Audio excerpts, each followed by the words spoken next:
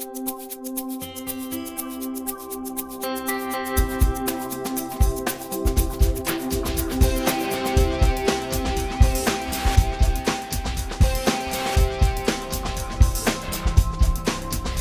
folks, it is Wednesday, December 14th, 2011, and this is a very special edition of the Bad Dog Book How Club. many very special editions have This there is been our now? first very special edition, I think. I think this is maybe At our least first, maybe officially. extra, especially. Extra special. Yeah, special edition, because we've had like maybe 15 editions of these type by now, but I don't know.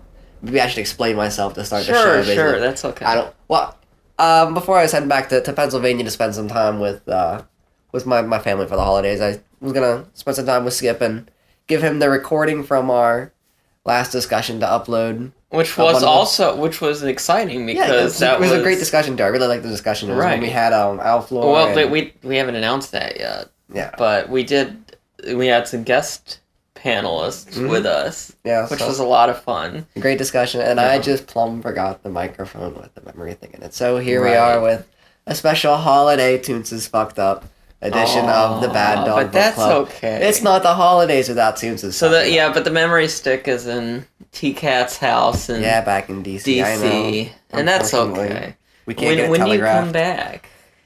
I don't know. It'll be like 2 weeks. Sometime a little bit after Christmas. Just a Okay, couple days. so Between Christmas and New Year's. So we were like, okay, what can we do here? And I thought, because we want to give you something before next week's story. And I thought, well, how about, we talk, we're heading into the holiday season. People are buying books for other people, giving some gifts and stuff. And so maybe it's a good opportunity, partially for that, and partially just in general, to talk about the kind of books or stories we might have read or be reading recently. And really, our year-end review. Why not? Yeah. And, maybe pornography. Well, right, review. Yeah. I mean, I think we're gonna, let's do some non-furry stuff too. We should feel free to do that. Whatever we've been reading lately. And, so I don't think it's going to be a very long episode, but we want to give you guys something. And so maybe just a little bit of, here's what Toonces and Skip read when they're not reading Bad Dog Book Club stuff. What was the best book you read this year? Oh.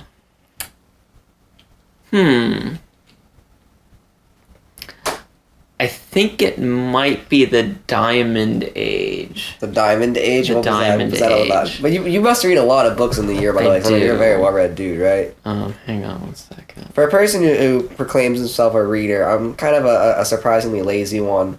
I actually spend most of my time reading stuff like the news, which isn't, clearly obviously like a book, but you're reading, you're processing text, and you're following a story, almost in a way. Uh-huh.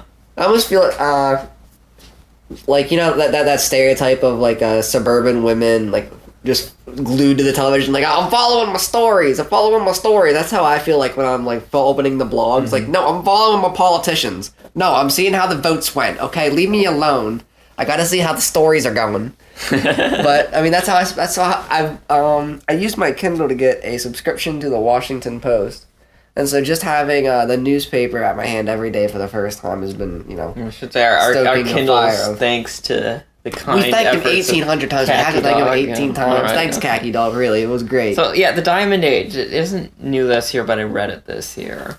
Okay. And that's by Neil Stephenson, it's a post-cyberpunk novel. Post-cyberpunk. I thought cyberpunk was already in and of itself, I guess. Cyberpunk's post-modern, and this is post-cyberpunk. When it gets so bad, it's good again. I think everyone's already died off, but now the population's starting to pick up. Cyberpunk is... If you go to the original, Gibson Cyberpunk, or Neil Stephenson's first, maybe in some ways his best big novel, Snow Crash, which I still love, is good cyberpunk. But then, we get the movie, more recent movie cyberpunk where it's just ridiculous, or kind of over the top and silly, kind of. Well, because they always have to throw in the cheesy graphics with it. Right. That can't quite stand up on their own. Yeah. So, I mean, I think I'd argue that maybe Blade Runner cyberpunk I've never seen it. You'll have to. Okay. Well, that'll be one we'll watch, and I don't know. They're like, it's one of those. There are like 8 different cuts of it, and there's argument which is better. We'll watch one of the cuts. Don't worry. Cut or uncut, which is better? It's all. We always go back there on the Bad Dog Book Club, but I don't think we have yet. It's not really an angry issue, is it? No. I can't quite get up the fur. I can't get upset about it.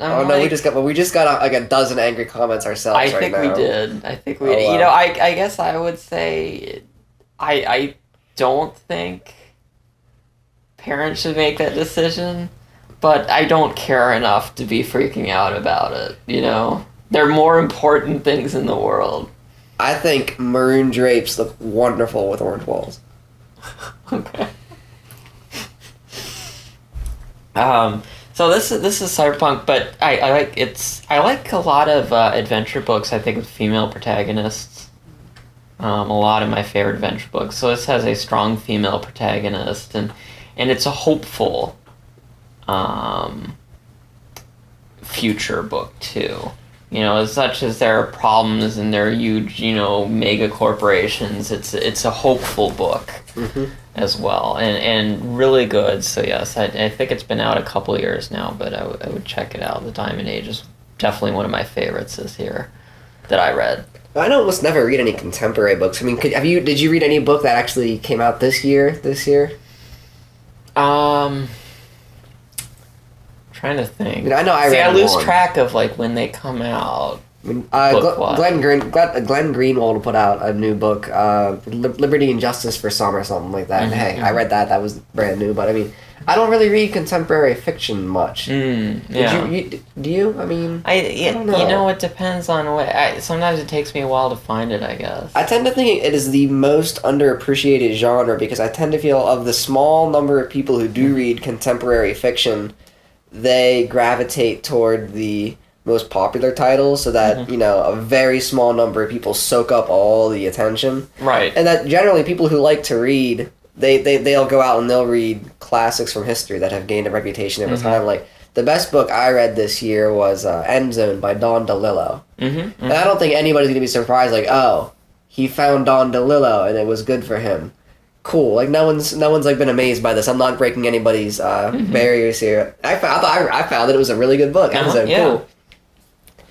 A couple I'm looking forward to. Like, I know next year we're supposed to finally get a new Garth Nix book, and he does one of my favorite.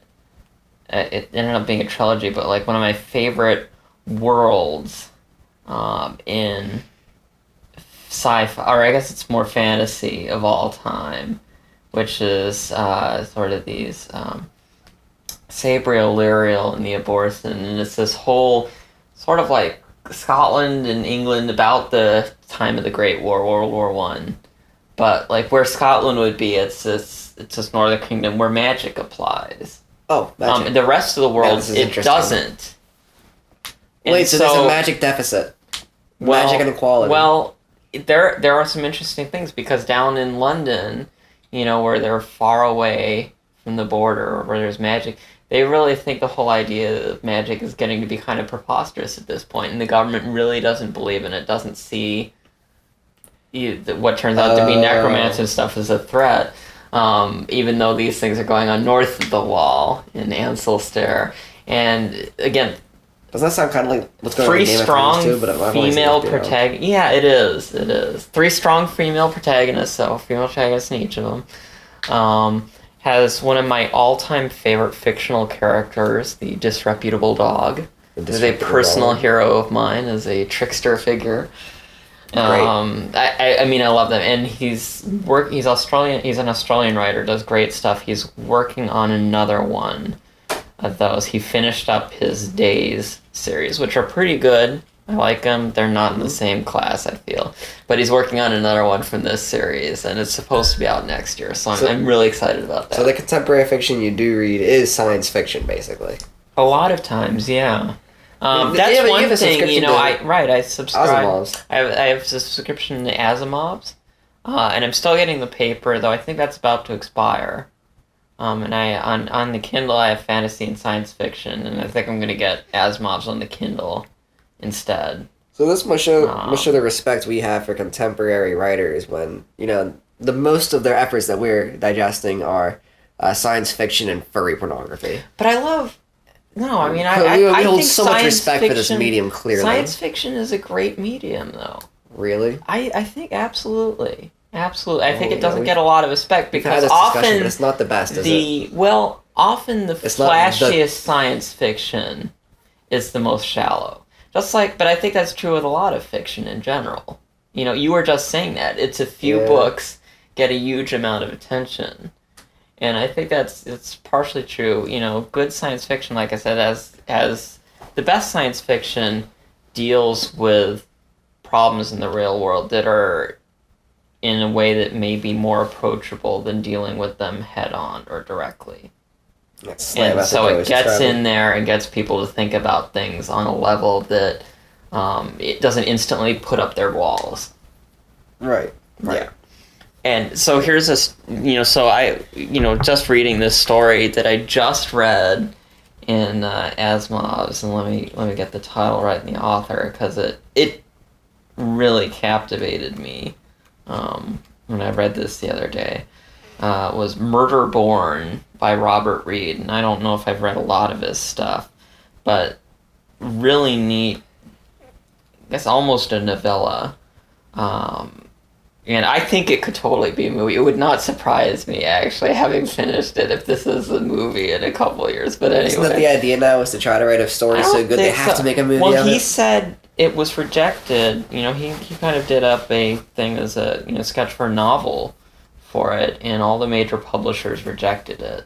That's unfortunate. Because a lot of them thought it was too controversial. So he cut it down to basically cut it down as much as he could, and then sent it to magazines. Yeah, as a long short story. This is in the February 2012 Asimov's? This is in February 2012 Asimov's. But it's a little bit of an out there concept, but basically there are guys, they're working on fusion, and they end up leading. The experiments don't work great, but they have this other application for this device, which is what is supposed to be a humane way to execute people, because it basically disintegrates them instantly.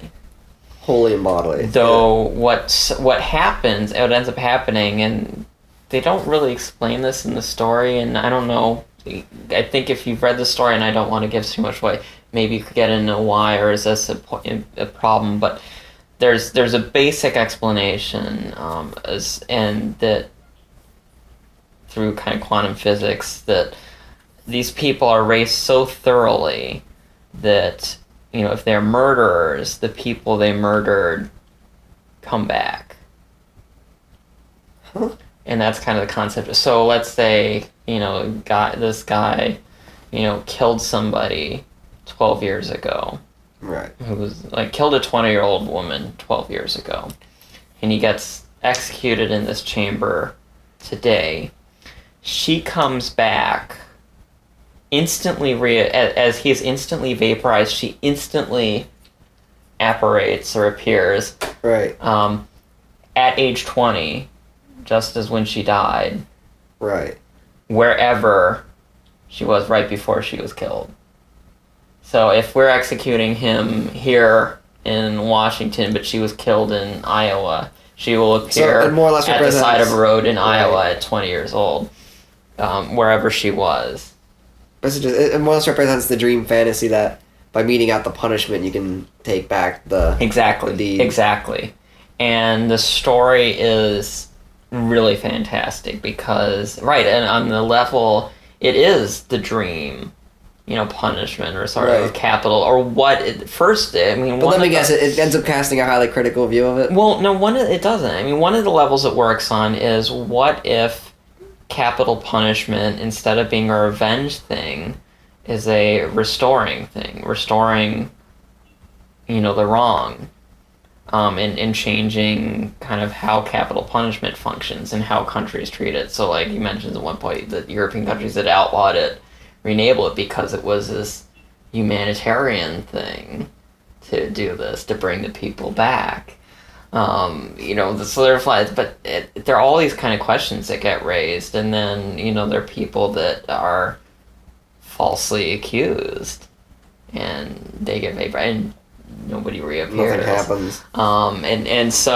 But it's all tied around the main character is a photographer whose daughter gets killed when he's out of the country, and so the whole character is kind of around him, and he ends up as a photographer photographing people who've come back in their lives, and it isn't, I don't know if I wouldn't say it's perfect, but just interesting ideas, and in the story, in a very short amount of space, kind of explores, sort of this fantasy and these issues and the repercussions, and it had a really satisfying ending, too. It sounds like something kind of constructed to tug at your heartstrings.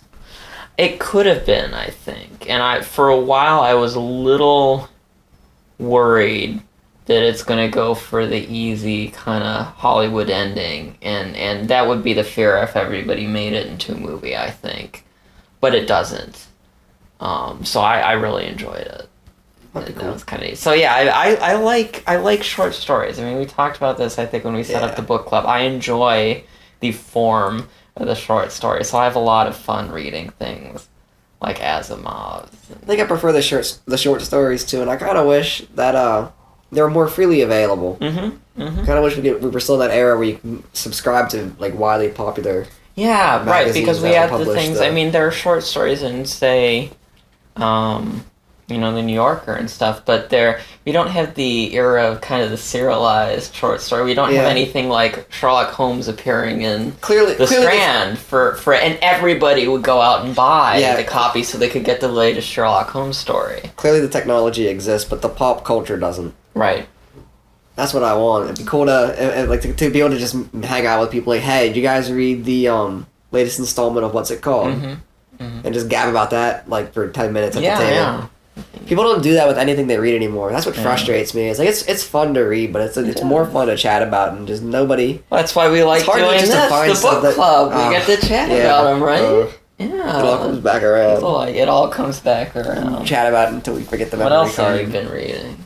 What have I been reading? Yeah. Well, I've been reading mostly political things lately because it's now less than a year until the presidential election, and I realized I more or less run on a presidential election cycle. So every 4 years, I become incredibly hyped up about this incredibly important event, and it's like it's like 4th of Julys and Christmases packed together into one holiday. I genuinely enjoy and get pumped for, and I'm already starting to feel it.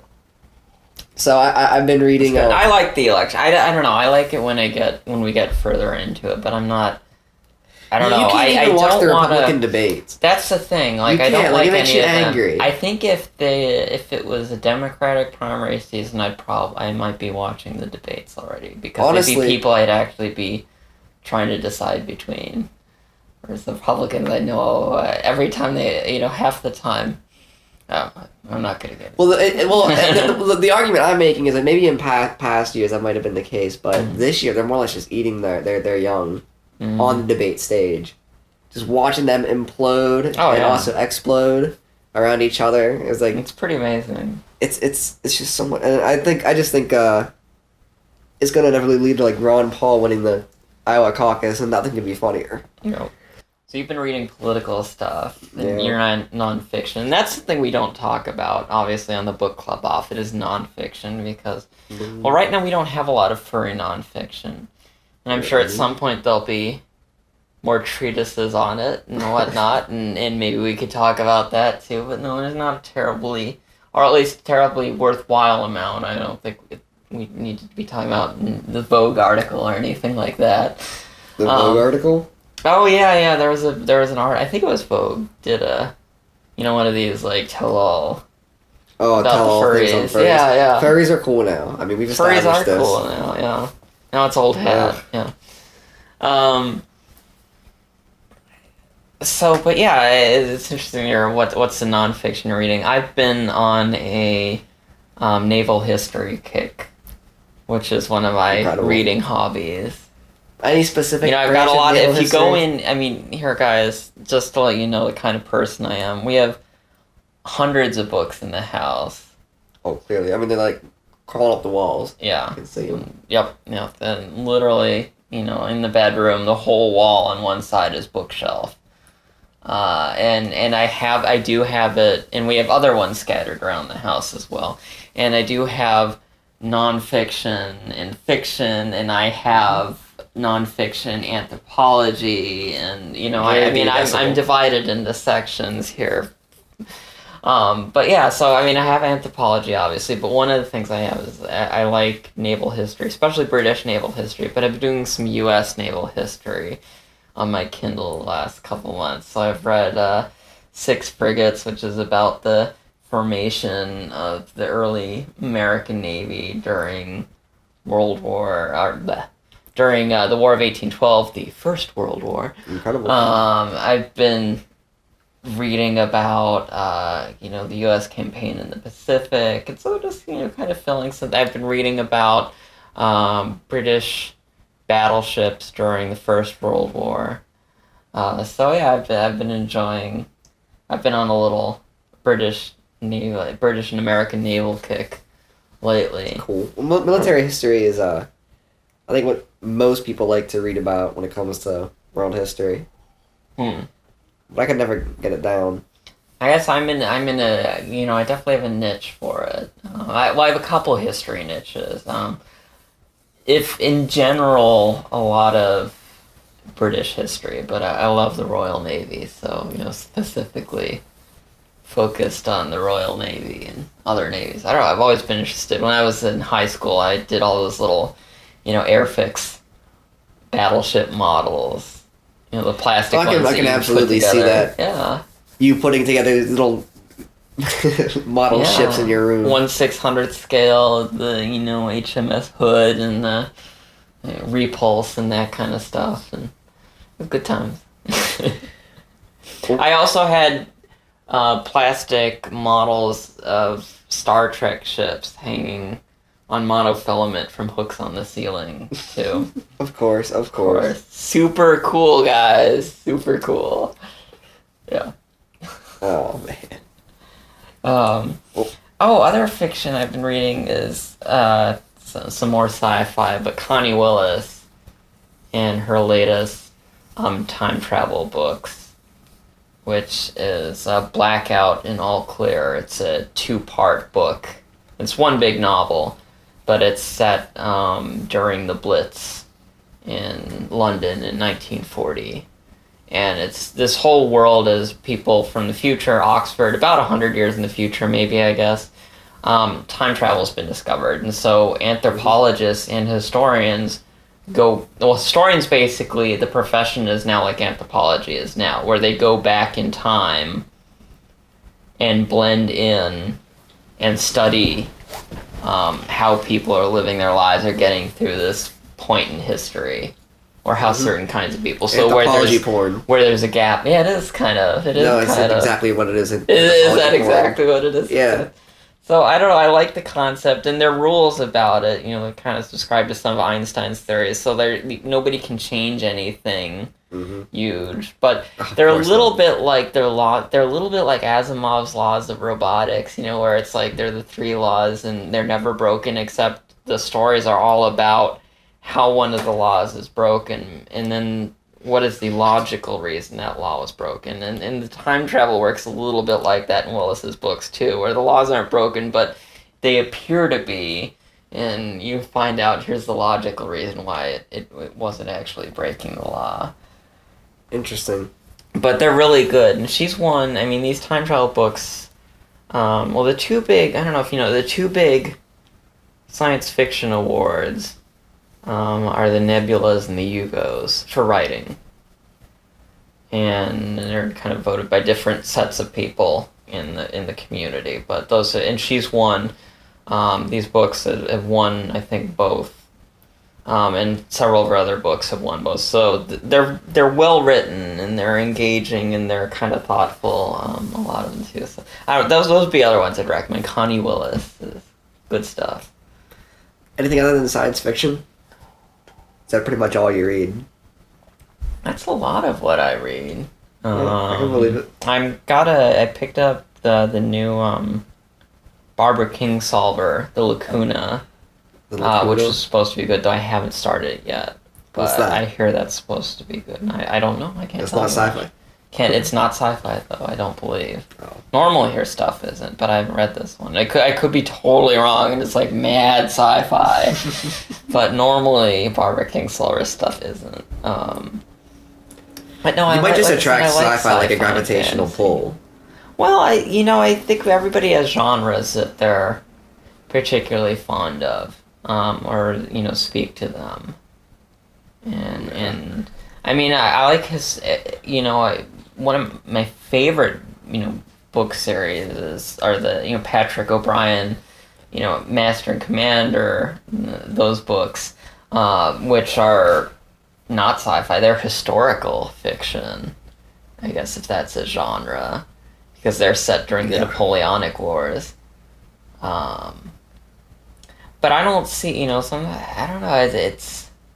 So yeah, there's some non-sci-fi that I'm particularly fond The problem of. with historical fiction is people are talking about books, and I have no sense of understanding of what these books are, and then they're putting them in the frame of reference of historical happenings, and I also still have no understanding what those historical happenings are. So it's like I'm twice getting fucked over here. See, like, really, thanks. like if I run damn. across something like that in a book, I will stop and pull up Wikipedia if I'm interested and look up, what is this thing they're talking about here? If I don't know it. But I am a history buff, so often I do, but I will stop. Well, there is that thing when you're reading books, and what's that point? I think we all have it where it's like, nope, too much work, to go find out what the hell they're talking about here or meaning. Like for me, it's when you read novels or whatever, and they have, somebody will just spout out something in French, say, or German, and there's no translation. No, after it's like, well, I guess they spoke French. Yep, yeah, it's like, well... They spoke French. I'm glad you speak French, sir, It's like, I know Latin and Spanish, but I don't rub them in your face, Well, it's like, thank goodness we have Google Translate now. Yeah, I know. But that always bothers me in books, that little, just gonna whip out random foreign language for a few lines. But you all know what that is, dear reader, even though the rest of the book's in English. I always like that, because I figured that just means, my eyes can just skip this section of the page and take a rest. It's a built-in break. It's a little rest, like a little bump. That is interesting, and I would, for our listeners, if any of you guys are still listening to this unorthodox episode, I would be interested, any of you who write and I assume maybe you're... Well, I'm going to say anybody who is writing in a language other than their first language. This is talking with Kaki, for instance, or another friend of mine, Rajan, who's Finnish, talking about they both write in English, and why is that? And I was talking with... English. That's part of it. That's a big part of it. But that's not what they told me first thing. I also had kind of continuous conversation with a client of mine who is a interpreter for the UN, among other things, and French-English interpreter. English is so much more of a precise language, is what all three of these people told me. That they can express exactly what they mean in English much more easily than in their native language. And so I thought, well, that's a very strange thing. And they said one of the things they pointed out is English has something like 700,000 words in it. The number 2 language is German, which has about 125,000. And that's the number 2, so anything else. So this interpreter for the UN was telling me, she's like, oh yes, if there are, this word, and we have obviously words in English that can have multiple meanings, but it isn't every word, and there aren't 8 different meanings. But she said there can be, quite a few words in French where you have to go completely on the context of the sentence, or maybe even infer it from the context of the surrounding sentences, because the word can have so many meanings. Or to get a simple point across, where in English there'd be a single word to express this idea. You might have to use an entire phrase in French. Mm-hmm. So I thought it was very, and I'd be wondering, as long as this little language aside, any of our writers or readers who maybe are writing or reading in another language, what you think about that, or if you're writing in a language other than your first one, why, and what advantage does that give you? And is it just a matter of, well, most of the audience is English? I do see German stories. You're just trying to milk our audience for information right now. I You're am. anthropology It's interesting. interest. I am. Clearly. I do see stories in German on So Furry occasionally. Really? Yeah. But that's I think the only one I've ever really seen on So Furry other than English. I know a friend of mine who writes in French. Oh yeah? And then translates it into English. Mm-hmm. That's the only example I can cite, though. Is he a native French speaker? Yeah. Uh-huh. Cross on FA. And then he writes out the whole story in French, and then does he translate it in English himself, or does he have somebody else do it for him? Mm-hmm. Translates himself, and I think he was bouncing it back and forth with some his English-speaking friends just to make sure it sounds. That's natural. A good idea, because even if you've got it right, occasionally you'll read translated stories where the idioms don't quite work. Or you read a story and it's like, okay, it takes me a second to get, but nobody would say, or somebody would have said that in 1890 in Wyoming, but probably not here in Washington, D.C. in 2011. So yeah, it's good to have a native speaker check things over for you. So, well, I mean, do you want to give me a challenge, or what book I should read next that isn't science fiction or fantasy? I don't know. And not fiction. I was trying to figure out what book I should be reading next. Fiction-wise. Huh. I really don't know, because I've been trying to expand my horizons myself in terms of fiction, but I don't know. It's just so easy to be turned off by things, I think. Because it's so much of an investment to read a whole damn story, but it's so much easier. It's so much easier just to read the news and be pissed off by that. That's how I feel. It's maybe that's kind of lazy. Reasons you like short stories too, Yeah, but I'm replacing them with like 1,000-long news articles. There is nothing worse than getting to the end of a story or a novel, and the ending just is a big fuck you somehow. Or the ending just pisses you off. The end to the first Hitchhiker's Guide to the Galaxy sucks. Yeah. It sucks. It's a horrible ending. Aww. It just ends. The book ends. The book is going on and then it ends. That's how the book ends. That's kind of what I feel like. Watching Holy Grail. The Holy Grail drags on forever. I don't even remember how it does. Where the ending comes. Well, the policemen come out and arrest everybody.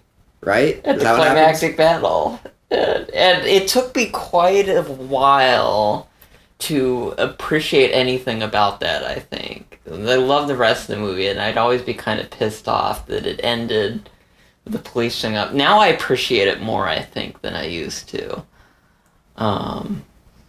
But yeah, no, there's nothing worth. And in a short story, if you get to the end and something stupid happens, which in this issue of Asimov's actually, there was a story like that. You're like, damn, that pisses me off. But right, it's only half an hour of your life, and who cares? But if it's a novel that you get to the end of, and in the last chapter they do something that just is so stupid, well, then it's a little more serious. Yeah, if you're dissatisfied with the novel by the end of it, it's like, kind of like if you went to see J. Edgar and didn't like it. Well, I hate when they have a really good novel and then right at the end, because I've had that a couple times, where it's really great and then the ending just destroys it.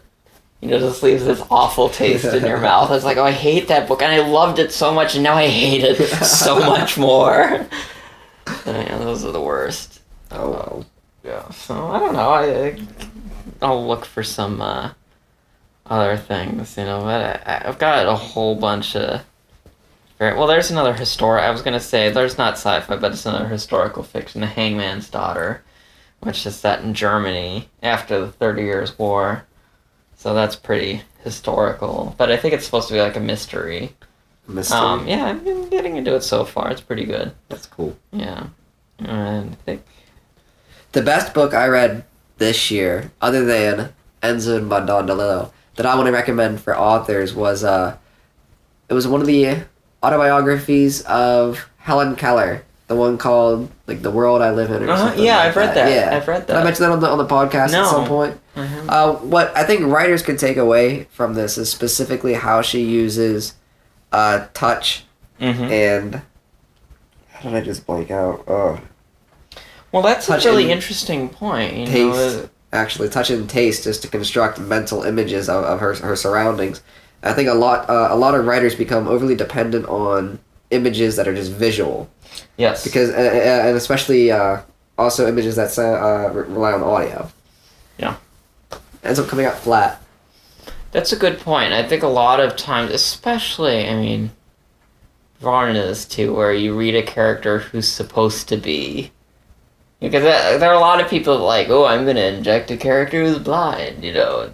Because why not? Right, and for whatever reason, right, it's clear that they don't know somebody who's blind and haven't sat down and talked to them. But when you read a story by somebody and it's just everything that is described is like somebody watching it happen or somebody hearing it happen. Right. That's the only way people seem to gather information in this story, and it's just kind of a cloistering effect.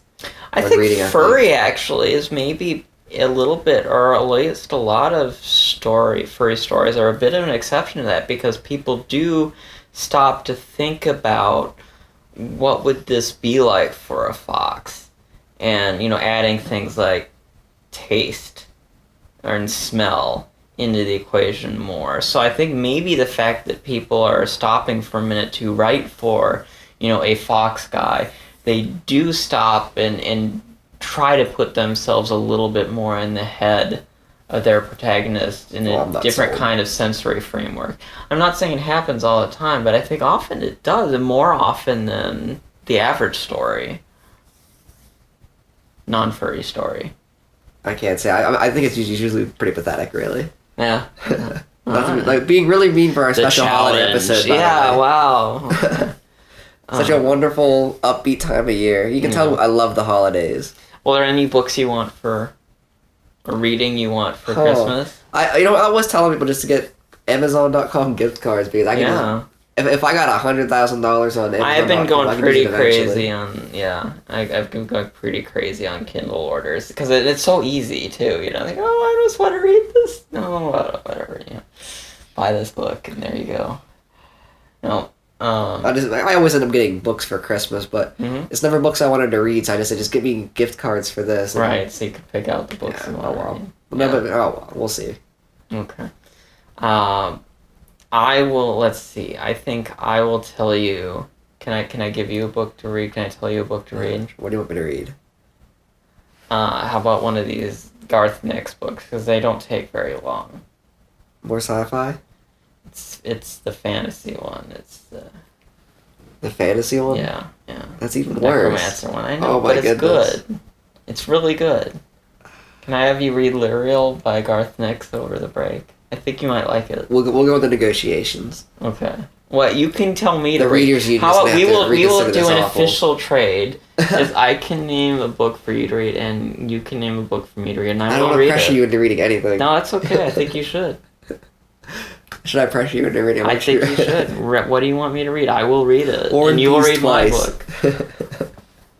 I don't know. No, I don't seriously, have a book that you like, that, something and you want me to read, you want to share it. Oh, I'm shy for offering recommendations. What am I thinking? I tried to get you to read, what was that book? We Meant Well. That book about the, Iraqi... no, it wasn't. It was the American State Department worker. Fiction? Yeah? Fiction. Oh, jeez, I'm crying. I was just reading Kurt Vonnegut mostly. I was trying to reread Galapagos most recently. And then I'm getting stalled halfway. Just because I lost the damn book. That's a real quick... That's an easy one. By the way, I'm celebrating the DC Library Amnesty Program. They got rid of all my goddamn book fees. So, yeah, I can read the books again. You're going to let him out of library prison. Yeah. No more debtors' prisons for me. No more debtors. It wasn't my fault the books got stolen. I mean, come on. Yeah. Then I'll have to send it to you on the Kindle because I don't want to lend you a book because it'll go missing or you'll leave it in Pennsylvania or something. I can't be trusted. So I better buy it for you for Kindle. But I'll no, find you a way should- to you lose should the data. You should lend me a book and tell me to read it. I'll have to think of something. I don't know. Hmm. Read some Don DeLillo. No, you gotta send me the. We won't announce it here, obviously, but you gotta send me a specific book or tell me to read a specific book. Not like some of this or whatever. No, I mean, you gotta think about it and say, this is a great book. I think you should read it. Read Post Office by Charles Bukowski. If you're serious. Because he works for the post office and he's angry all the time. I think that's kind of funny. And you know what? We're not going to have a time in the future where you can work for the post office and be angry all the time because you're going to have to work for the email. Right. And be angry whenever the I internet's do up. work for the email. Yeah, I already do we, that. I tried to turn on my computer and I looked and the cables are connected. I checked that. And the modem, it was down. And, I just thought I'd call you. Yep. Skip, I just thought I'd call you. This is what I do, folks. So yeah, Spencer is highly amused by the calls I get from my clients while he's over here. What's funny to me is it makes it feel like it's a ruse because they just so deeply misunderstand like all the technology. Yes. If they call wanting help with like the most basic simple things, and then you can charge them for it. Oh, like I should have. Oh, I do help them with it. It's almost like they're paying you to be young. Like Well, here, hey. be like at least 4 decades younger than me, so that you can understand how this computer works. Like, what did you tell me today? This person's like, Skip, I needed a new computer to play video games on. Mhm.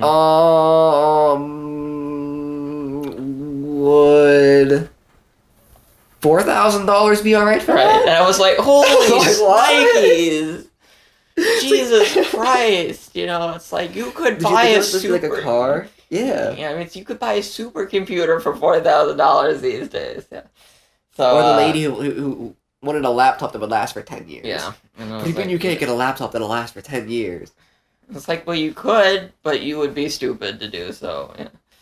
Anyway, that's exciting time. So, well, anyway, Tunes, we got we did our little temp episode. We got a short one that I think Alex I'm sorry, is going to read everybody. for Happy us next holidays. week. So probably, guys, we haven't looked too hard at this, and I have family coming in. You're with family. We will try to do a remote discussion the week after next, but with a holiday, no promises. We will do our best. We may have to wait until you're back in town. Things just a little So we'll sketchy for see. the end of the year, I suppose. We'll see. Yeah, it's a Our crazy apologies time again, this time everybody. here, but we will do our best.